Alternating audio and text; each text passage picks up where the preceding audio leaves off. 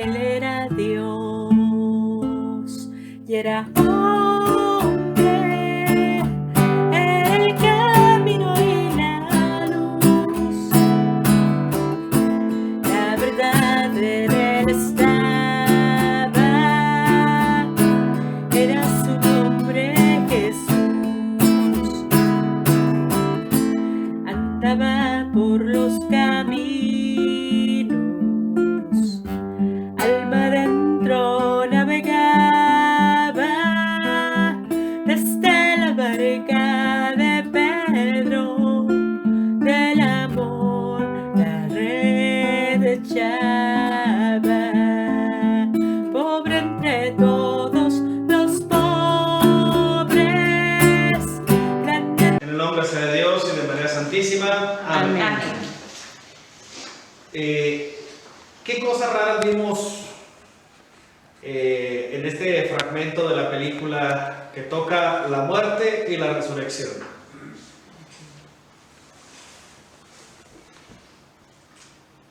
Además de lo cruento que está el asunto. Además de eso, ¿qué otra cosa les llamó la atención?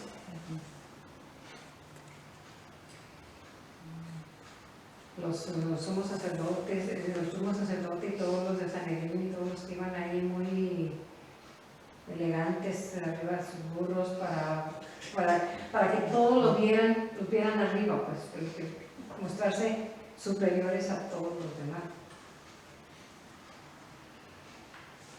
A mí me llamó la atención que como que ya se estaban dando cuenta que sí era... Como que se estaban dando cuenta. ¿Pero por qué se daban cuenta? Bueno, lo que a mí me impactó más fue cuando el que le puso Le traspasó el costado. Ajá, y ahí pues cuando él se pone de rodillas. Y ahí yo creo que sí reconoció. Es que hay otros detalles, por ejemplo, el cómo se nubló inmediatamente el cielo y el tipo de nubes que eran. ¿Es bíblico? ¿Sí es bíblico, no, padre? Sí dice, ¿no? Que Sí, se oscureció. Sí, es bíblico. Además de eso, hay otros acontecimientos cosmológicos o como participación de la creación dentro de este acontecimiento, que se señalan también en las Sagradas Escrituras. El temblor, que nos dice que se rasgó el velo del templo por mitad, que se oscureció, también es parte de...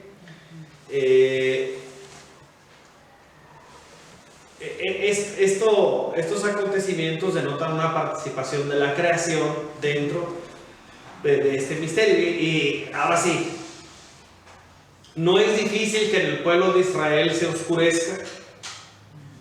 Es como en Mexicali. Quien ha vivido en Mexicali sabe que no es difícil que se oscurezca. ¿Qué pasa? Que se oscurece muy feo. Y que pueden ser las 11 de la mañana, 12 y está oscuro.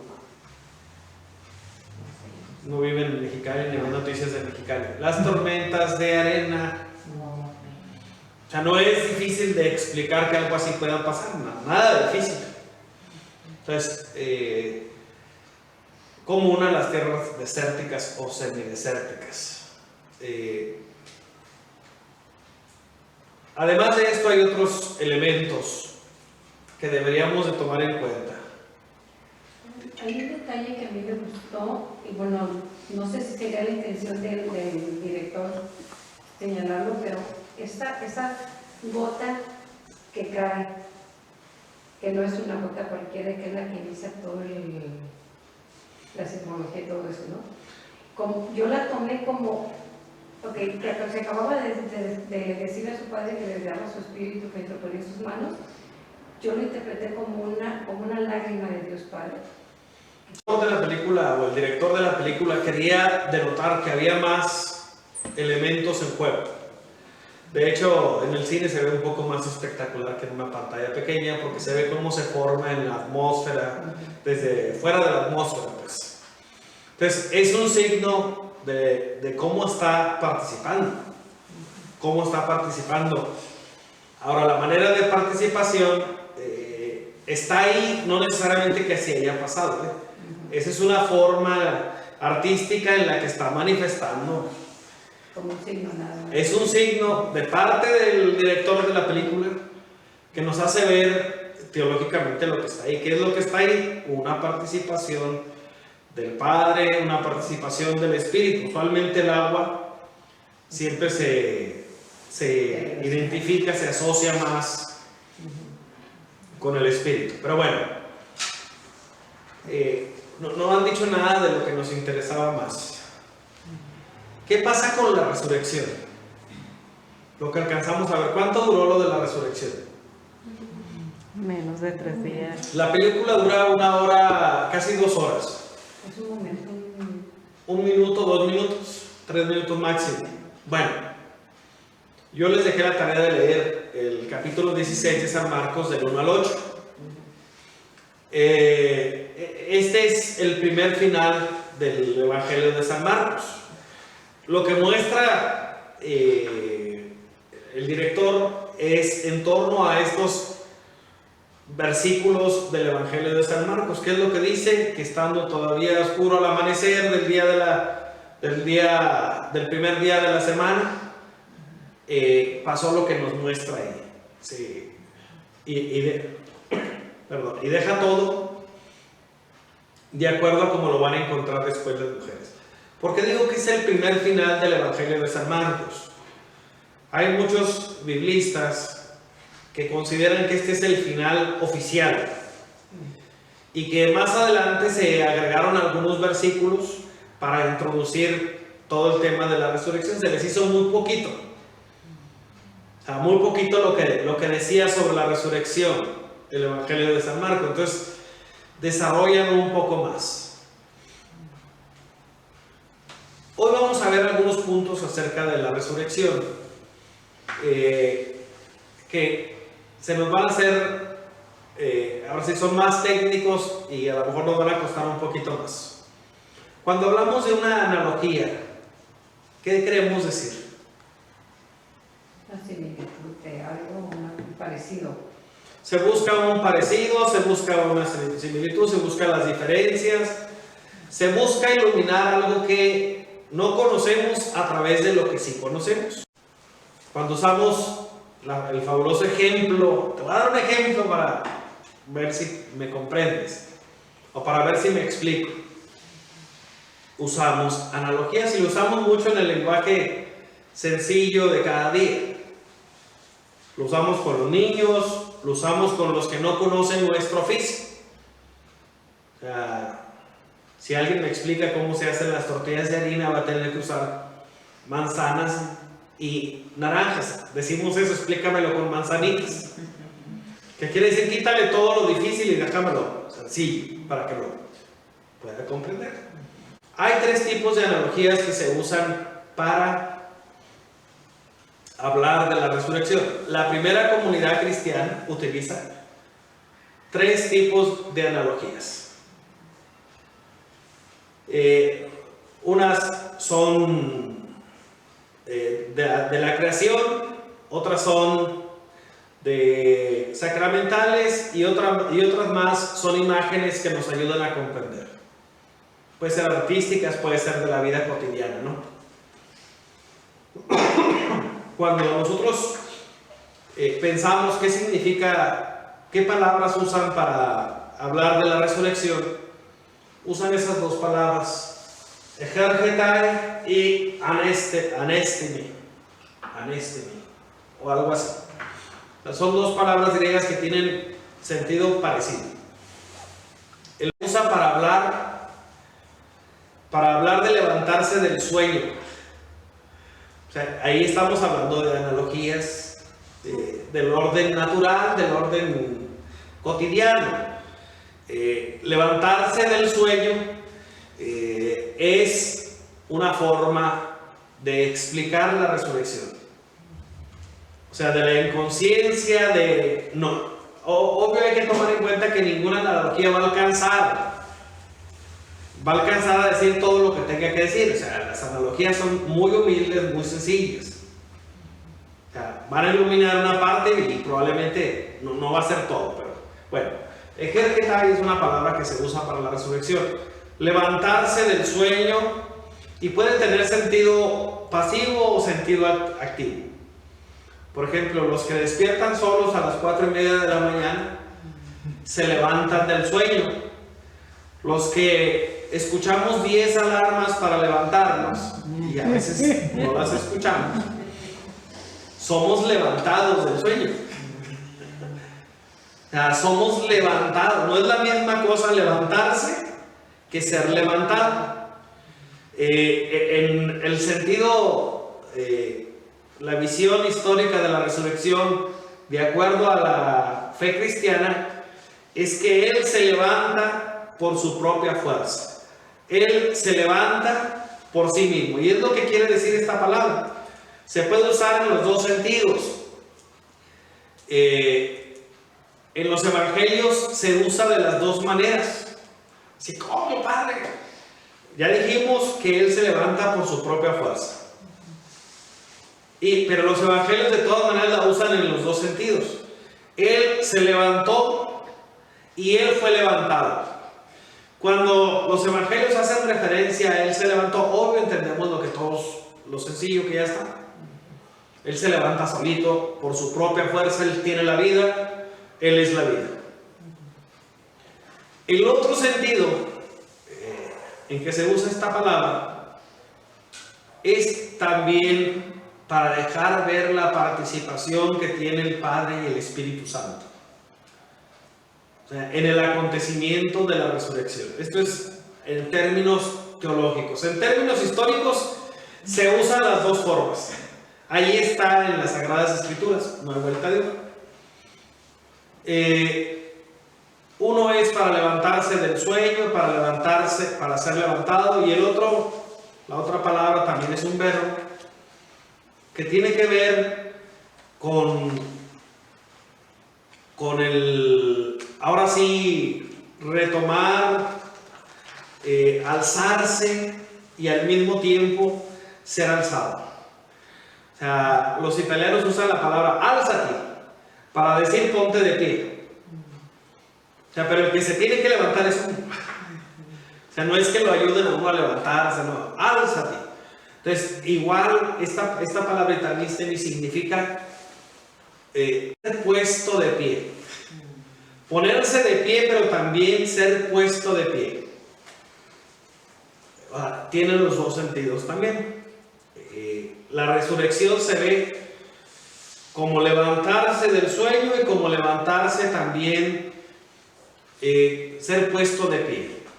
Obvio que decir, ya pon en orden tu vida, ponte en pie. O sea, a los jóvenes se les dice, toma tu patín y elévalo. Ya agarra tu patín y elévalo, levántate, ponte serio, ponte las pilas. Usamos esa forma de ponerse en pie, significa salir de una situación en la que uno estaba mal. Todo esto. Algunas analogías que podemos nosotros descubrir en el orden natural de la resurrección. Hay una que experimentamos todos los días. Bueno, dos, ya dije la del sueño, esa ya. Pero hay otra que experimentamos todos los días.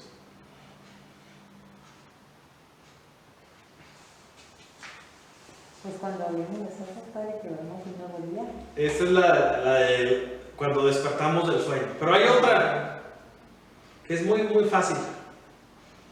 Nuestra cultura, por cierto, prehispana, tenía mucho de esto. En el DF hay una pirámide del sol y de la luna. O sea, el ciclo de la luz y de la oscuridad, o de la luz y de la noche, del día y de la noche, también nos presentan esa forma de ver, ahora sí, el renacer del día, el resurgir, todo esto. Pero hay más analogías. Hay una que nos es más querida cuando tenemos una misa de cuerpo presente. Por lo regular usamos esa y la cantamos con mucha devoción. La semilla. Si el grano de trigo no muere, queda infecundo. Entonces, y la usamos. Son analogías del orden natural que se utilizan para hablar de la resurrección. Ya vimos 3. El despertar del sueño, el día y la noche y el caso de la semilla. Hay otras analogías del orden sacramental que también se utilizaron para tratar de describir la resurrección. El orden sacramental, obvio, los sacramentos. De eso estamos hablando. ¿Cuáles son esos? El arrepentimiento. El bautismo, primero. El bautismo. ¿Por qué el bautismo? La maestra nos hace favor de dar las pláticas prebautismales, entonces está bien informada al respecto. Conteste la Porque es el sacramento que nos abre las puertas a todos los beneficios de la iglesia, porque nos hace hijos de Dios, porque nos lava en el bautismo del pecado original, porque recibimos la semilla de la fe. Antiguamente en las parroquias había pilas bautismales muy grandes y el bautismo había que sumergir, que significaba no únicamente todos estos beneficios, eso era ya que salíamos con Cristo, para renacer, para tener la vida de Cristo.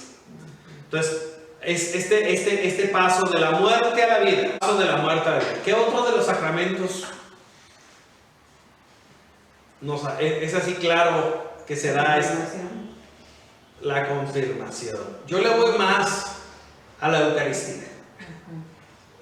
¿Por qué a la Eucaristía? ¿Qué pasa en la Eucaristía?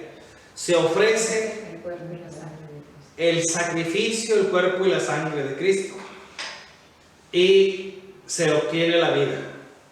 Se obtiene la vida que es Cristo, el alimento que es Cristo. ¿Qué otro sacramento también es así como muy... Hablaban hace ratito del sacramento de la reconciliación. ¿Qué pasa en la reconciliación? Además de todos los beneficios que tiene, ¿qué es lo que pasa? La muerte al pecado. O salimos de la muerte y pasamos del pecado, pasamos a la gracia. De la muerte pasamos a la vida. En realidad todos los sacramentos, todos, aún el matrimonio, aún el orden sacerdotal, de hecho el orden sacerdotal es muy divertido, porque hay que postrarse en tierra. Hasta los mueren allí también. Es muy difícil que alguien se duerma en ese momento, créanme. No digo los mueren también. Sí, el hecho de postrarse en tierra significa morir. Cuando me ordenaron el arzobispo don Rafael, pidió que antes de pasar pidiéramos la bendición a nuestros padres y que nuestros padres y nuestra familia fuera consciente de que era nuestra decisión que nos entregaran a la iglesia. Y él era rudo en ese sentido. Ya no les pertenece. O sea, ya no les pertenece. ¿Qué significaba? Ya no les pertenecen. Ahora le pertenecen a toda la comunidad, no a ustedes nada más en exclusivo. Entonces, todos los sacramentos tienen esta dinámica de este paso de la muerte a la vida. Entonces, pero sobre todo donde más se usan estas analogías es en el bautismo y en la Eucaristía. Pero todos los sacramentos, porque todos los sacramentos participan de una manera esencial del misterio pascual. Así como toda la vida cristiana participa del misterio pascual, pues obvio los sacramentos como parte de esta vida cristiana también participan de esta... ahora sí, la forma de los sacramentos viene de una palabra que se usa desde el inicio del cristianismo, es la configuración con Cristo. Los sacramentos van configurándonos con Cristo. O sea, nos van haciendo imagen, pero también que podamos vivir de acuerdo al modelo. Esto tiene muchas consecuencias, pero bueno. Estas son analogías del orden sacramental. Ya vimos las del orden natural y ahora las del orden sacramental. Hay otras analogías que podemos retomar de las ciencias, la biología, la genética, la cosmología, la física, otras tantas. Así, pero ¿cuáles en concreto? ¿Cuáles? Hay un artista por ahí que escribió música muy bonita, italiano, Antonio se llama, y escribió las 4 estaciones, las 4 estaciones. Las estaciones del año fácilmente nos hablan de este proceso de muerte y de vida. Usualmente identificamos, por ejemplo, el invierno como un tiempo en que los árboles se secan, se caen las hojas, se caen Si en su casa, bueno, en la casa de ustedes, que era la casa de mis papás, había una parra. Una parra es una vid que se deja crecer mucho. O sea, 1,5 metros más o menos es lo que dejan crecer las vides normales. Y le cosechan unos 4 o 5 ramos con uvas gruesas y grandotas. Cuando uno deja crecer la planta de la vid, los racimos se vuelven más, las uvas son más chiquitas. Y si no capa uno los racimos, pues más chiquitas todavía.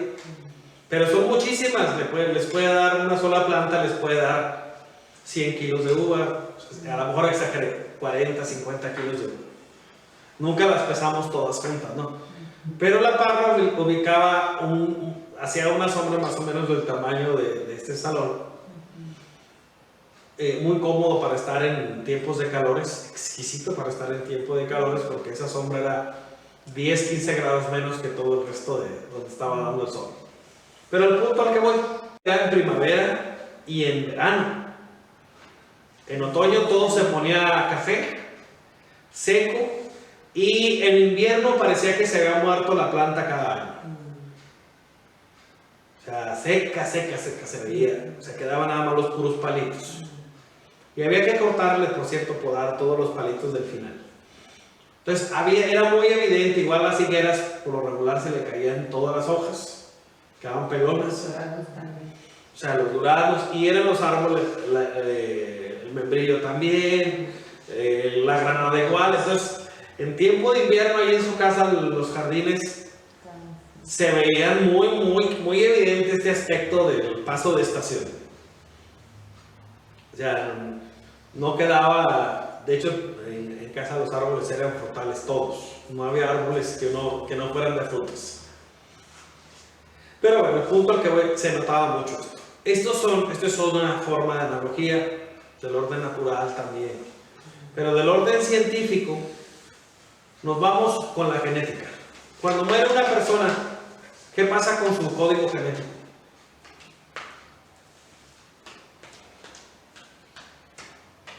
Con su información genética. Pues se conserva por mucho tiempo, ¿no? Por cientos y miles de años. Así, ¿cómo, padre? Por ejemplo, ¿cómo va a sobrevivir mi código genético? Pero si lo creman. No importa. ¿En las cenizas está? No, pero no importa tampoco si me creman o no me creman. Por eso es divertido lo del código genético, lo de la genética. Así, ¿cómo sobrevive mi código genético? Va a decir, nadie se anima a decir los hijos, ¿y los que no tenemos hijos? ¿Cómo sobrevivir? Porque va a sobrevivir de todas maneras. Bendito sea Dios, yo tuve 10 hermanos y 2 hermanas. Entonces, a través de ellos, el código genético va a sobrevivir. En las personas que tienen hijos biológicos y nietos y bisnietos, va a ir su información genética. O sea, esta información genética no es nada más un código o una fórmula. Se traduce en rasgos, se traduce en volumen, se traduce en una capacidad y una cualidad para muchas cosas. Hay algunos que somos prófugos del arado. Así como que somos prófugos del arado. Sí, nuestra genética es de campesinos. Y luego va a decir don Víctor, pero nada más la genética. Don Luis va a decir, esas manos son más bien como de la realeza, de príncipe.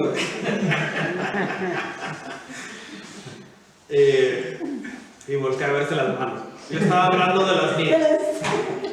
Estaba hablando de las mías nada más. Pero el punto. La genética lleva información biológica, lleva información de la persona, lleva complexión, lleva hasta enfermedades. Es por herencia que tengo esto, es por herencia que tengo facilidad de desarrollar esto. Sí. Entonces, el código genético, la información genética de una persona va pasando de generación en generación y la persona concreta puede dejar de existir, pero su información genética no. A mí, bueno, si algún día ustedes, los que somos del pueblito bicicletero, vamos al pueblito y a veces nos encontramos gente por los rasgos, sabemos que son del mismo rancho, pueblito bicicletero, asentamiento humano. Dice, este trae, o sea, lo veo y digo, se parece a mi tío, se parece a mi hermano, se parece a... Entonces, esta información genética nos permite, hasta nos ubicamos. Hace 2 semanas vino una sobrina mía que yo no conocía. ¿Cómo que una sobrina? De hecho, vinieron 2. Mi sobrino está, no sé si ya les había platicado que estaba en el ejército en Estados Unidos. Y mientras están en su contrato, no los dejan salir tan fácilmente del país. Entonces tenía 5 años que no salía. La niña, la más grande, tiene 3, 4 años, no sé. Y la otra tiene 1 año y cachito. Todavía, no creo que llegue, es más, a lo mejor no llega ni al año, porque todavía no camina. Bueno, sí, ya está caminando, ya la traen por los brazos. Sola no, todavía no camina sola. Bueno, el punto es que no la conocía. Llegó la niña inmediatamente como si nos conociéramos de toda la vida. Lo que decían los antiguos, la sangre llama. Y las veo a las 2 y sí traen los rasgos de la mamá. Su mamá es americana, al estilo americano. Así, padre, ¿qué es eso? Güera de ojos de color. Y los niños traen el cabello rubio y los ojos de color, pero traen toda la cara del papá. O sea, si sacamos las fotos de cuando él estaba bebito, la misma cara. O sea, dice uno, parece que los clonaste, o que las clonaste, las 2 niñas, ¿no? Entonces, primer ejemplo, lo del código genético. Pero no es el único en términos científicos. También podemos usar otros ejemplos de la ciencia, como cuál, por ejemplo. Cuando pensamos en las ciencias a veces nos asustamos, pero nosotros tenemos que trabajar con muchas cosas de ciencia a cada rato. O sea, muy constantemente. O sea, tanto a la hora de cosas sencillas como manejo de químicos. Por ejemplo, en la química, ¿qué pasa con la... Y en la física, ¿qué pasa? Bueno, en la física, ¿qué pasa con la energía? ¿Cuál es una de esas reglas básicas? Que se transforma.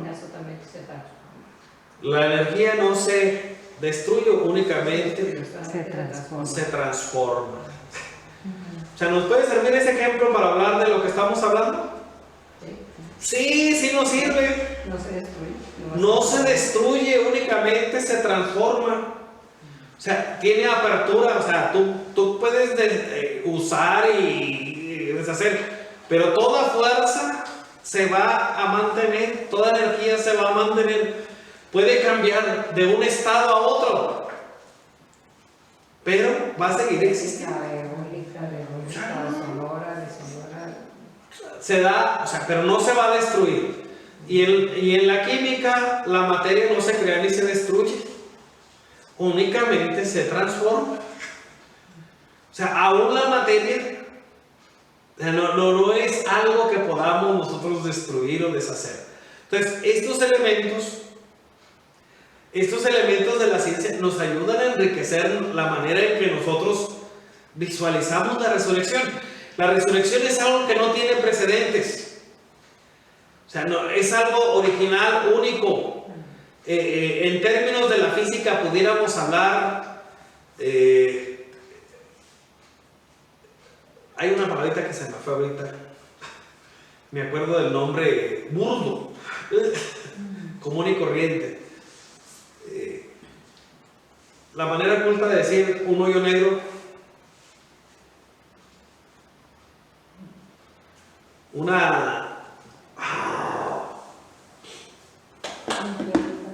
hay una palabrita que se usa para hablar de la excepcionalidad que tiene este tipo de acontecimientos en el universo. O sea, la forma en la que actúan es que todo lo que sea luz es atraído hacia ahí. Todo lo que tenga energía se atrae hacia... Estoy queriéndome acordar, pero el hámster no da para más. Una singularidad. Oh. Gracias, Fernando. Sí, yo creo que hasta lo estaba matando.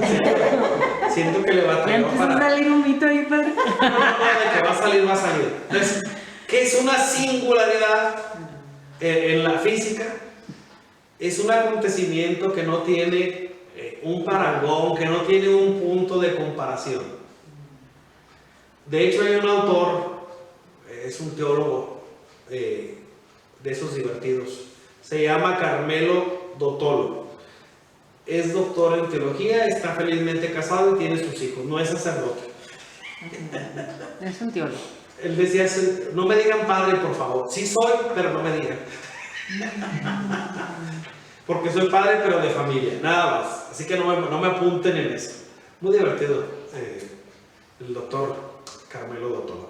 Él tiene un libro que se llama La singularidad de Jesús, donde nos habla de cómo todo lo que acontece en él tiene esta apertura trascendente, tiene podemos buscar nuevos márgenes, nuevas ideas para comprenderlo. Esa es una de sus obras que más me gustó, y la otra que más me gustó a mí es la del cristianismo de frontera. El cristianismo de frontera. O sea, cómo el cristianismo nos lleva a los puntos más alejados, tocando las puertas de la ciencia, de la tecnología, del humanismo, de la filosofía, de la medicina. O sea, el cristianismo no se queda con nosotros, sino que se lleva. Y al decir el cristianismo estamos hablando del evangelio y todo esto. Bueno, pero estamos con la parte de estas son las partes de la analogía. Son analogías que nos ayudan a acercarnos al misterio de la resurrección. Y obvio tenemos que evitar todas aquellas que son de reencarnación o de transmigración de las almas, porque esas no son cristianas, pertenecen a otras religiones, pertenecen a otro tipo de culturas que no tienen nada que ver con nosotros. Reencarnó en una vaca. Ese tipo de cosas son peligrosas. No, él recupera su humanidad, y al decir su humanidad, nunca pierde su humanidad. Recupera su corporalidad, pero de una manera transformada. No es lo mismo. Van a decir, ¿cómo que no es lo mismo? Sí, no es lo mismo. Igual, San Pablo lo explica de una manera uno cosecha una semilla, pero no cosecha las semillas, cosecha frutos. O sea, se transforma. O sea, se transforma lo que sembramos, la materia sigue su desarrollo y llega a ofrecer una virtualidad o una realidad diferente. Cuando siembran un frijol, ¿cuántos frijoles se cosechan? Muchos. ¿Se imaginan si fuera uno por uno? No sería negocio. No sería negocio. Igual cuando sembramos maíz, dijo al otro, porque una sola vez he sembrado maíz, aunque no la crean. Necesito del kinder. Lo curioso es que les va a divertir esto. A lo mejor no doy esa figura o esa forma, pero yo he ordeñado vacas, he sembrado maíz, he preparado tierra para sembrar maíz, he sembrado árboles que ahorita miden más de 15 metros. Los del parque de enfrente de su casa, de la casa de mis papás, los sembramos. A mí me ha de haber tocado nomás hacer los hoyos y regar las plantas, pero también participamos. Y siguen esos árboles ahí. No, ninguno es de frutas, son árboles de sombra, nada más. Me ha tocado pelar conejos, gallinas, me ha tocado ayudar a destazar coches, desde vivos hasta carnitas. Así como, sí. O sea, corretear vacas sin alcanzarlas. Entonces, torear borregos. O sea, son muchas aventuras. Así, ¿cómo le hizo para hacer todo eso? Mi abuelo tenía un espacio donde sembraba y mis tíos tenían granjas, que aquí les llamamos ranchos, que no tiene nada que ver con esto, ¿no? Pero había caballos, había vacas, había borregos, había esto, había lo otro. Pero bueno, fuera de todo eso, no sé por qué sale el tema de las... de que si es sembrada, del negocio de la siembra. Que se tiene que multiplicar y transformar lo que sembramos. Hay además, este es el terreno de las analogías de la resurrección, pero hay además otro terreno que usa la resurrección como modelo interpretativo. O sea, usa la resurrección como modelo interpretativo para hablar de la vida de la iglesia. Tenemos, el primero es el que usa la resurrección como historia. Ese es uno de los modelos interpretativos. La resurrección como historia. Y en este modelo se favorece la continuidad, se visualiza la resurrección como el acontecimiento cumbre de la historia de la salvación. Cuando llevamos catequesis, a nosotros se nos dio historia de la salvación, yo espero. ¿Dónde empieza la historia de la salvación? En el paraíso, ¿no? La promesa del paraíso. En el paraíso, con la creación, vámonos más para atrás. Con la creación inicia la historia de la salvación. Y luego pasamos a los patriarcas, pasamos a los reyes, a los profetas, pasamos y hasta llegar a Jesús.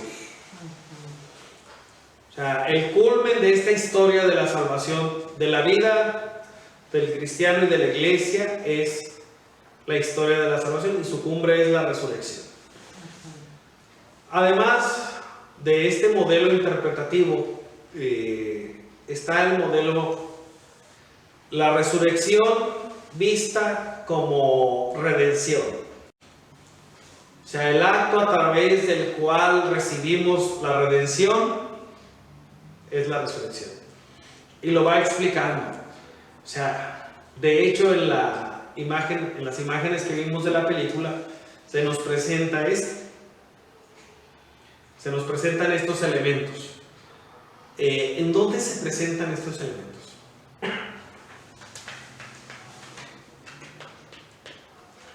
Hay una imagen muy, muy divertida. Cuando lo traspasan, sale sangre y agua.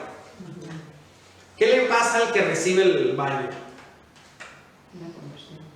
O sea, se arrodilla, se postra, se ve que su rostro se transforma. Y al decir se transforma, quiere decir que de la mirada violenta, agresiva, ruda, pasa a descubrir a aquel que está ahí en la cruz como un ser humano, como alguien que es más que un ser humano, como un profeta, o sea, alcanza a ver que hay una realidad mucho más amplia que la que él alcanzaba a descubrir. O sea, a esto le llamamos redención. O sea, la experiencia de la reconciliación, la experiencia del recuperar nuestra humanidad, de recuperar nuestra decencia. Aunque ya no sepamos ahorita se le dice uno a alguien, tú eres una persona decente, ¿qué creen que responde? Se ofende porque piensa que decente es. No tiene idea de qué significa decente. O se va por el dicho, de centavos se debe ser.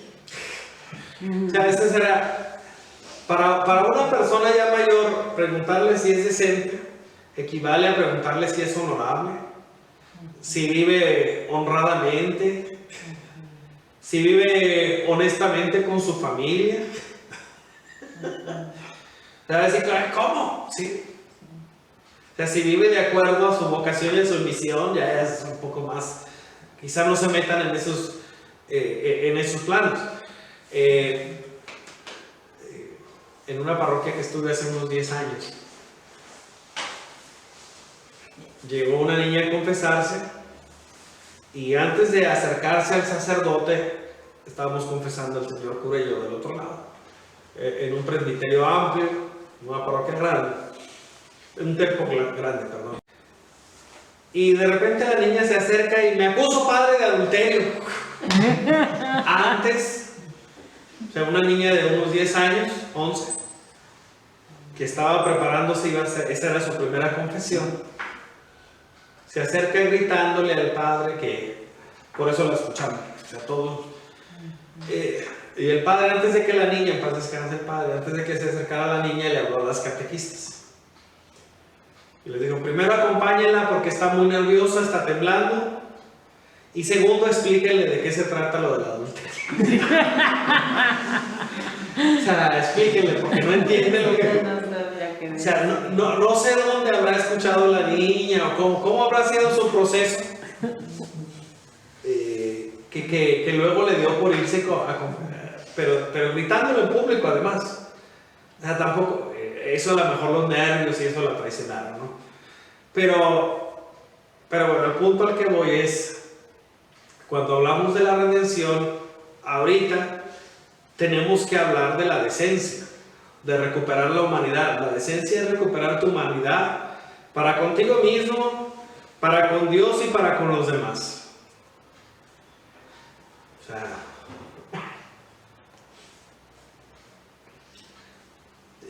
ya vimos la resurrección como historia, la resurrección como redención. Hay otro modelo de interpretación de la resurrección que es la resurrección como revelación. ¿Cómo se da? Que somos todos los que estamos aquí. Unos tenemos más, otros tienen menos. Pero a todos nos tocó de esas cámaras que usaban rollo todavía fotográfico. Y teníamos que ir a revelar nuestras fotos. Y teníamos que tener cuidado de que no se nos velara el rollo. Eran cuestiones técnicas de esa época, ¿no? Que nos ayudan a comprender lo que significa revelar. O sea, revelar significa no sacar lo que no estaba, sino mostrar lo que está impreso en la realidad. O sea, en este caso estaba impreso en el rollo fotográfico, ¿no? Entonces, cuando hablamos de revelación, significa sacar algo que es una verdad que puede haber existido durante mucho tiempo, pero que no teníamos, que no había llegado a nosotros. O sea, la resurrección saca un conocimiento muy profundo en torno a Dios. Así como en torno a Dios, sí, descubrimos un nuevo rostro de Dios. O sea, descubrimos, para empezar, que es un rostro trinitario, comunitario.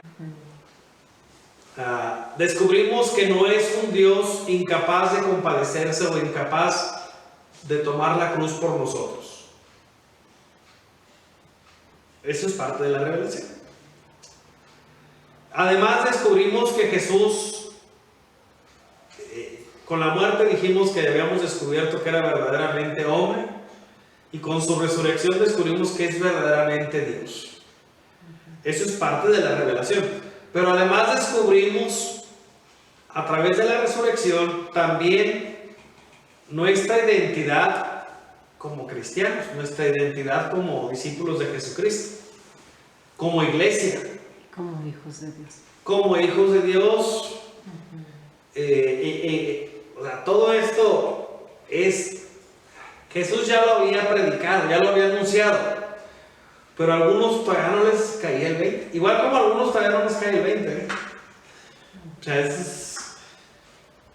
salgan a las calles y vean cómo va la gente y se preguntan, ya habrá descubierto que es hijo de Dios. En este momento de su vida se acordará que es hijo de Dios. Llega uno y le choca a otro por detrás del carro y se baja con una L, le quebra los vidrios al carro, era un taxi, le quebra los vidrios al taxi, al que chocaron, se baja con la L, le pega los vidrios, los quebra, le empieza a hacer hoyos a los asientos y está queriendo bajar al taxista a la fuerza, intimidándolo, amenazándolo con la L. ¿Se acordará que es hijo de Dios en ese momento? Y que al que está golpeando y al que le está haciendo eso, bueno, esa es otra pregunta para otros días. Además de estos modelos, hay otros modelos más, hay otros 3 modelos en torno a la resurrección. Está el modelo, ya vimos el modelo, ¿cuáles son los que hemos visto? Los 3 modelos que me faltaban, uno es la resurrección como fundamento de la fe, como fundamento de la esperanza y como contenido del querigma. Por si se me olvida, otra vez. Hablábamos las sesiones anteriores cómo la resurrección es el misterio central de la fe. Nuestra fe cristiana se mantiene o se cae de acuerdo a nuestra fe en la resurrección. De acuerdo a nuestra fe en la resurrección de Jesucristo. Entonces, para poder nosotros adentrarnos en la fe, no únicamente como un dato, porque muchas veces creemos que la fe es el credo, o sea, el conjunto de verdades que constituye nuestra fe, pero se nos olvida que la parte principal de nuestra fe es aceptar a Cristo como nuestro Salvador. O sea, aceptar esta relación de vida con. Entonces, el resucitado, su resurrección es el elemento principal de la fe. Es el elemento principal de la fe. Es el contenido central de la fe. Es más importante creer en Jesús que creerle a Jesús. Así, padre, ¿cómo está diciendo? Hay que hacer las dos cosas, ¿no? Hay que creer en Jesús y hay que creerle a Jesús. Pero si yo nada más le creo a Jesús y no creo en Jesús, pues soy un filósofo, soy un humanista, o soy alguien que le gusta hacer el bien, pero no soy cristiano. El fundamento de la fe que vincula a los cristianos dentro de la comunidad cristiana o dentro de la iglesia es aceptar a Jesús y creer lo que Jesús dice. O sea, creer en Jesús y creerle a Jesús. Ese es el contenido central de nuestra fe y nos lo revela la resurrección. Cuando hablamos de la resurrección como fundamento de la esperanza, cuando hablamos nosotros de la esperanza, como que a veces no sabemos lo que significa. Con la fe, pues ya dijimos, es la adhesión personal, es el contenido, es la persona, es el contenido y es nuestra integración comunitaria. Cuando hablamos de la esperanza, le sufrimos. La esperanza nos debe de llevar Yo uso el ejemplo de a poner los pies en la tierra y nuestra mirada en la meta que buscamos. O sea, es aceptar el proyecto de Dios en lo concreto de nuestra vida. Es decir, ¿cómo que aceptar el proyecto de Dios? Sí. Fe es compromiso. Fe. Esperanza es compromiso y es testimonio. Es compromiso y es testimonio. Es aceptar nuestra misión y nuestra identidad. O sea, en todo lo que implica. Hay algunas características que tenemos que llevar cuando hablamos de la esperanza. ¿Cuáles son esas características? La serenidad y la alegría. Quien vive la esperanza, o sea, no se deja apabullar por la esclavitud del momento. Es que está la cosa bien dura ahorita en el planeta. Está el barril de petróleo a 130, 140 dólares. ¿Y a ti qué? ¿Se come? O sea, ¿te lo vas a servir en un taco? Así, padre, pero si el petróleo está caro me voy a perder ganancia. La humanidad vivía sin petróleo. Ha vivido sin petróleo, ¿qué les gusta? 70,000 millones de años, o 70,000 años, 80,000, 100,000. El petróleo se empezó a usar del siglo XIX para acá. Tendrá 170 años que se usa, 180. Oficiosamente desde 1891, si no me equivoco, se empezó a usar el petróleo como por ahí, 1800, en esas fechas. Se empezó a usar, o sea, antes no se usaba. Y la humanidad vivía así, padre, pero antes no había tanta comida como... No. Y la gente de todas maneras salía gorditos. Y decían que eran los más sanos, además. Oh, sí. En aquel tiempo. Los avances. Sí. O sea, Pero sí estaban sanos porque no había el alimento de hoy. ese es Era un mito, diferente. hermano. Ni en aquel tiempo ni en este. Ahorita no estamos gordos, estamos inflados. Es otra historia. Así, antes era a base de atole y de maíz y de comida buena. Pero toda esa comida está Ahorita modificada y no sana. estamos inflados a través de pura chatarra, y hablo por mí. Si a alguien le queda, se acomoda, y si no, no se acomoda. Estamos con la esperanza. La esperanza nos mantiene serenos, nos mantiene en paz y nos mantiene alegres. O sea, y no es alegría tiktokera o facebookera falsa.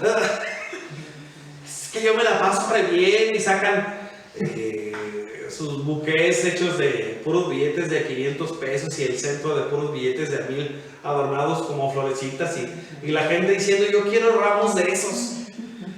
Y yo así como, ¿qué tienes en la cabeza? Estás hablando del salario de 1 año, 2 años de un trabajador. Estás mal de tu cabeza. Si eso quieres, estás bien mal de tu cabeza. Confórmate con 5 o 10 rosas, que es para lo que alcanza uno. Así, padre, qué tacaño. Sí, puede mandar 100 rosas de un color y 100 de otras, cuídate. Porque quien puede gastar eso no anda muy bien. Así, ¿cómo, padre? Sí.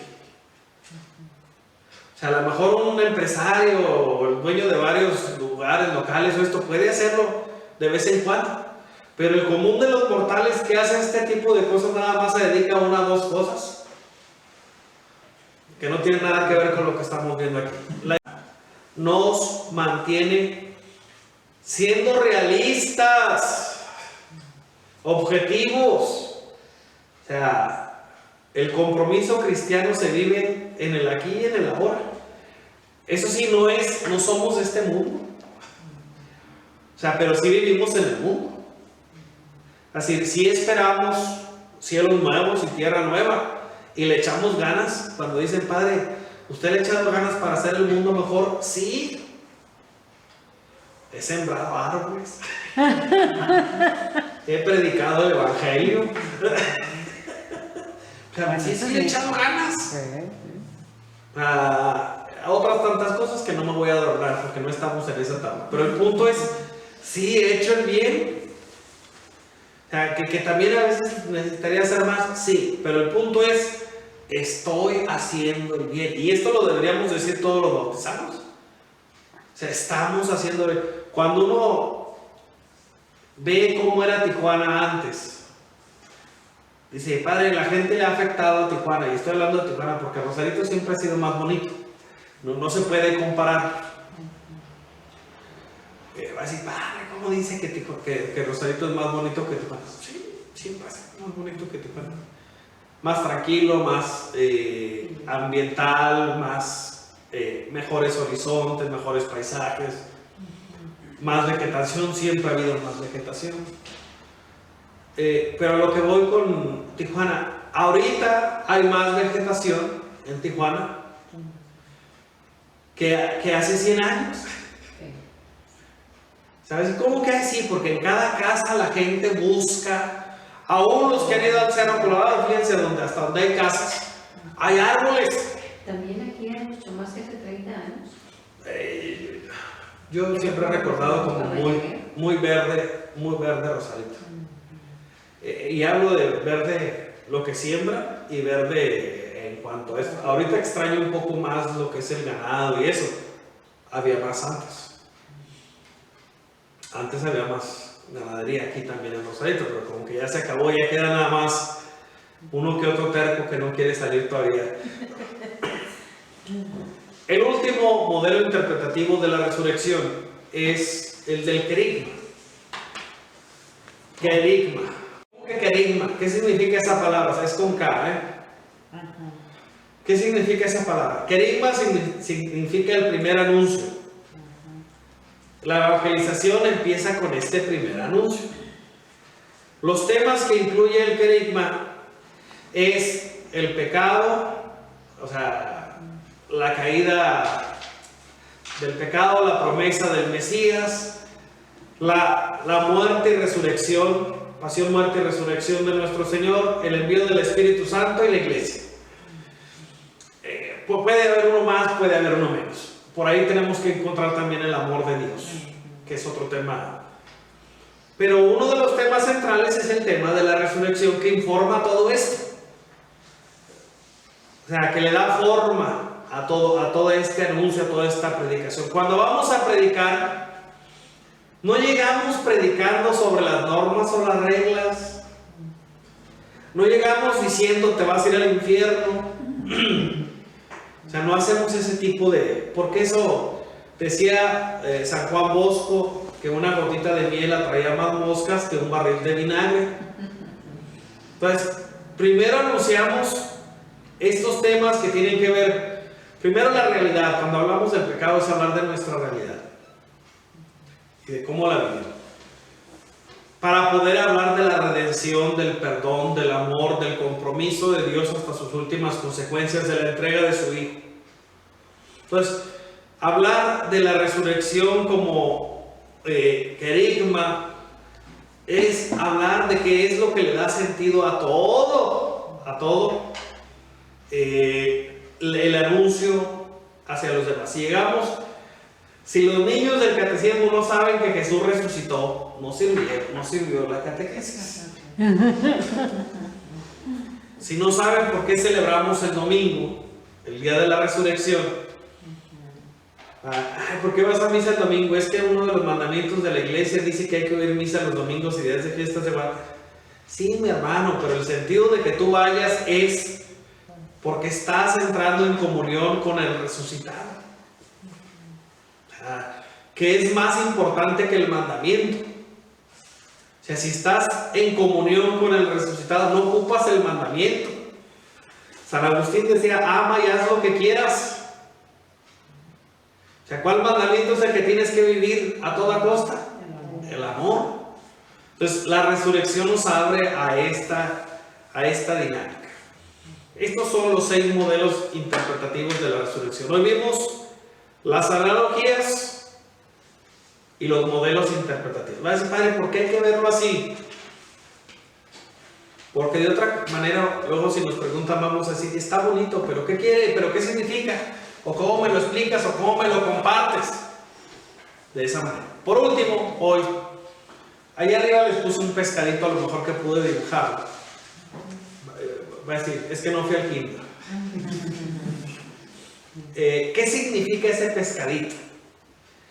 La palabra ictus o ictis es una U rara, la U en griego es una Y.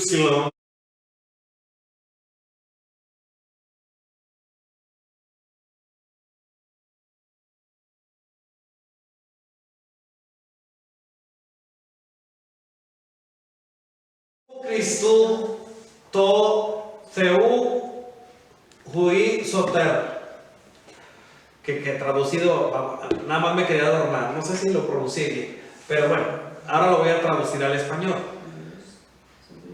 Jesucristo, Dios, Hijo de Dios, la S significa, Soter significa hijo y salvador. Huiu es hijo, Dios, Hijo, Salvador. Jesucristo, Dios, Hijo, Salvador. Eso significa, y era una de las formas en que se identificaban los cristianos. O sea, no es el pescado, así padre, el pez, no sirve. En griego pescado se dice, o pez, se dice ictus. Es la forma en la que se, ictis, no pronuncio bien, disculpen. Entonces, es la manera en la que se escribe. Por eso, los cristianos lo usaban como punto de identificación. Lo vimos, lo mencioné en la sesión anterior, pero no lo expliqué. Y corrección de algunos datos que di la semana pasada. Yo dije que Porfirio Díaz estaba en París. Estuve investigando, está en Francia, pero no sé si desea exactamente París o no. Y Maximiliano no está en París ni en Francia, está en Austria. Nada más corrigiendo los datos así que se me fueron así. Hay veces que por la hora, pero ya estuve revisando, escuchando el tema y dije, lo voy a corregir para que no vaya a quedar ese error ahí. Ah, y el de los libros que viene en una diapositiva. El de los libros sí lo dije desde el principio. Son 46 libros del Antiguo Testamento. Sí, es editora, no sé qué está. 46 y 27 era Dios, del Nuevo Testamento. y era En la Biblia católica. era el camino y la luz, la verdad en él estaba, era su nombre Jesús,